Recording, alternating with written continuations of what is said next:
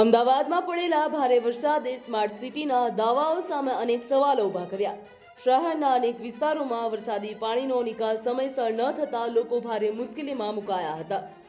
બોપલના આરોઈ club road ઉપર આવેલી જલદીપ સોસાયટીના રહીશો પણ આવી જ એક મુશ્કેલીનો સામનો કરી રહ્યા છે, જ્યાં વરસાદ બાદ સોસાયટીના આંતરિક રસ્તાઓ પાણીમાં ગરકાવ થઈ ગયા, ઘરની બહાર નીકળવું મુશ્કેલ બન્યું અને રોજિંદુ જીવન સંપૂર્ણપણે પ્રભાવિત બન્યું। સ્થાનિક રહેવાસીઓનો આક્ષેપ છે કે છેલ્લા 20 વર્ષથી આ સમસ્યા ચોમાસા દરમિયાન સર્જાય છે। વારંવાર રજૂઆતો કરવા છતાં પણ કોઈ ઉકેલ મળ્યો નથી। છેલ્લા વરસાદના હિસાબે પરિસ્થિતિ આ વખતે તો સર્જાઈ જ છે, પણ છેલ્લા 20 વર્ષથી હું આ વ્રજ કેમ્પસમાં રહેવા આવ્યો છું। એમાં 6 સોસાયટી જલદીપ 3, જલદીપ 4, વ્રજનંદન બંગલો વિભાગ 1, વ્રજનંદન વિભાગ 2, બંશ્રી બંગલો, સૌમ્ય બંગલો, આવી ટોટલ 6 સોસાયટી, અભિનંદન બંગલો, એમ કરીને 6 સોસાયટી છે। અને આ 6 સોસાયટી દર વર્ષે 20 વર્ષથી ચોમાસાના ટાઈમમાં આ ટાઈપની પરિસ્થિતિથી પરેશાની ભોગવી રહી છે। આ વર્ષે માનો કે ગુજરાતની અંદર વરસાદના હિસાબે આજે પરિસ્થિતિ અમે સમજી શકીએ છીએ, પણ છેલ્લા 20 વર્ષથી ચોમાસાના સમયમાં અમારે આ પરિણામ ભોગવવું પડે છે। છેલ્લા 3 દિવસથી સોસાયટીમાં લાઇટો પણ નહોતી, બિલકુલ અંધારું હતું। કોર્પોરેશન દ્વારા કોઈ પણ આ બાબતમાં પગલાં લેવાશે કે ક્યારે? આ જ વિસ્તાર અમારા CM સાહેબ અને અમારા ગૃહમંત્રી સાહેબના વડપણ હેઠળમાં આવરી લેવાયેલો છે। દર વર્ષે ચોમાસા દરમિયાન ભારે વરસાદ થાય છે, ત્યારે બોપલ વિસ્તારમાં કબીર એન્કલેવથી લઈને વિવિધ સોસાયટીઓના પાણી આ 6 સોસાયટીઓ તરફ ધસી આવે છે, જેના કારણે આ પ્રકારની પરિસ્થિતિ સર્જાય છે। આ અંગે મહાનગરપાલિકા કક્ષાએ વારંવાર રજૂઆતો ભૂતકાળમાં કરવામાં આવી, ત્યારે હાલના મેયર જે તે સમયે સ્થળની મુલાકાત લઈ ચૂક્યા છે। જોકે તે વખતે તેઓ મેયર ન હતા, પરંતુ તેમણે એક્શન લીધા હતા, છતાં પણ વર્ષો જૂની જળ ભરાવાની આ સ્થિતિ અંગે કોઈ ઉકેલ મળ્યો નથી, તેવું સ્થાનિકો દ્વારા કહેવામાં આવ્યું। ગુરુવાર સવારે 11 વાગ્યાથી વરસાદ ચાલુ થયો ત્યારથી અહીંયાથી 1 કિલોમીટર દૂર કબીર એન્કલેવ છે, એ કબીર એન્કલેવ તરફની બધી સોસાયટીનું પાણી આ તરફ આવે છે। આ અંગેની રજૂઆત ભૂતકાળમાં પણ કરેલી છે અને હાલના મેયર સાહેબ પણ આ બાબતે એક વખત વિઝિટ કરી ગયેલા ભૂતકાળમાં, જ્યારે મેયર નહોતા ત્યારે, અને એમાં કંઈક નાના મોટા પણ એક્શન પણ લેવાયા હતા। આ એક્શન પણ હાલની સંજોગોમાં ફેલ છે। ગુરુવારથી વરસાદ શરૂ થયો તે વખતે પરિસ્થિતિનો અંદાજ ન આવ્યો, પરંતુ વરસાદી પાણી સોસાયટીઓમાં ફરી વળ્યા અને છેક ઘરો સુધી ઘૂસી ગયા હતા, ત્યારે સ્થિતિ ગંભીર બની હતી। સ્થાનિકોએ જણાવ્યું હતું કે વરસાદમાં પાણી ભરાય અને તેમાં પણ રેકોર્ડ બ્રેક વરસાદ થાય ત્યારે પરિસ્થિતિ વિકટ બનતી હોય છે, પરંતુ 3 દિવસ સુધી 6 થી 7 સોસાયટીના 1000 ઘરોમાં પરિવારોને ઘરોમાં પુરાઈ રહેવું પડે એ કેટલું યોગ્ય? એવા સવાલો પણ સ્થાનિકો દ્વારા પૂછવામાં આવ્યા।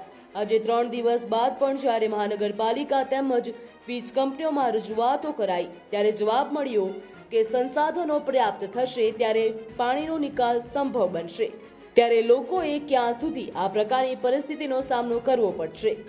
કારણ કે પાણી નિકાલ થશે તો જ વીજ સપ્લાય બહાલ થઈ શકે છે, તેમ હોવાનું લોકોનું માનવું છે। બીજો દિવસ છે, 7 સોસાયટીનું સમૂહ છે, 1000 બંગલોઝ છે, 1000-1500થી ઉપર માણસો અહીં રહે છે, પરંતુ ઇલેક્ટ્રિસિટી નથી, વોટર સપ્લાય નથી અને કોઈ વ્યવસ્થા થઈ નથી।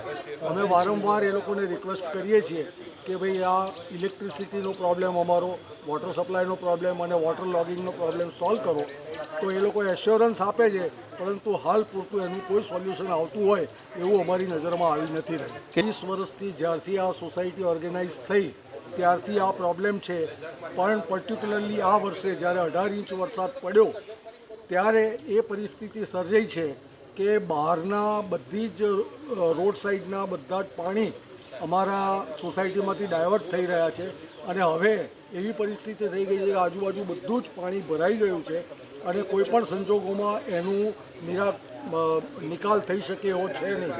તો પર્ટિક્યુલરલી કોર્પોરેશનને અમારી નમ્ર વિનંતી એ છે કે વહેલામાં વહેલી તકે અહીંયા આગળ મશીનરીને એક્ટિવ કરી અને આ પાણીનો ક્યાંય પણ નિકાલ કરો, જેથી કરીને લોકોના ઘરોમાં પાણી ભરાઈ ગયા છે. લોકોને ત્યાં હાલ તો પરિસ્થિતિ એવી છે કે નાના બાળકોને દૂધ લેવા માટેની પણ વ્યવસ્થા નથી. આજે 3 દિવસ પછી આજે સવારે મોર્નિંગમાં લોકો ચાલતા બહાર નીકળી અને દૂધની વ્યવસ્થા કરીને નાના બાળકો, સિનિયર સિટીઝનોનો સહાય કરી રહ્યા છે. વરસાદી પાણી ભરાવાના કારણે સોસાયટીમાં રહેતા બાળકો, વૃદ્ધો અને મહિલાઓ સૌથી વધુ હાલાકી ભોગવી રહ્યા છે. જ્યાં લોકોને ઘરમાંથી બહાર નીકળવું મુશ્કેલ બન્યું. રોજગારી માટે બહાર જતા લોકો સમયસર કામે પહોંચી શકતા નથી. જ્યારે વાહન ચાલકોને પણ પાણીમાં વાહન બંધ થઈ જવાની ભીતિ સતાવી રહી છે. સ્થાનિકોનો આક્ષેપ છે કે અધિકારીઓ સ્થળ ઉપર આવ્યા, પરંતુ માત્ર પરિસ્થિતિનું નિરીક્ષણ અને ફોટોગ્રાફી કરીને પરત ફરી ગયા.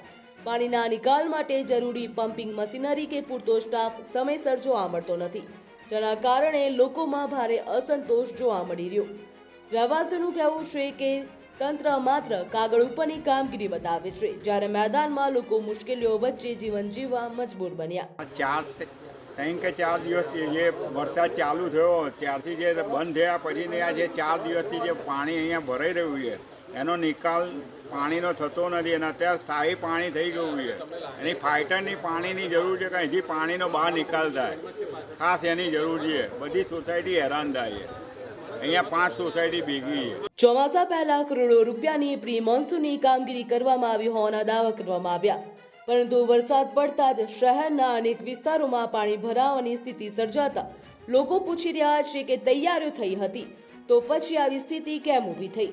એક તરફ અમદાવાદને કોમનવેલ્થ ગેમ જેવા આંતરરાષ્ટ્રીય આયોજન માટે તૈયાર હોવાનું દર્શાવવામાં આવે છે, તો બીજી તરફ બોપલની જલદીપ સોસાયટી જેવા વિસ્તારોમાં વરસાદી પાણીનો યોગ્ય નિકાલ ન થતા લોકો ભારે મુશ્કેલીમાં મુકાયા. સ્થાનિકો પ્રશ્ન કરી રહ્યા છે કે વૈશ્વિક કક્ષાના આયોજન માટે કરવામાં આવતા દાવાઓ કેટલા વાસ્તવિક છે. બ્યુરો રિપોર્ટ, રોતનામ ન્યૂઝ.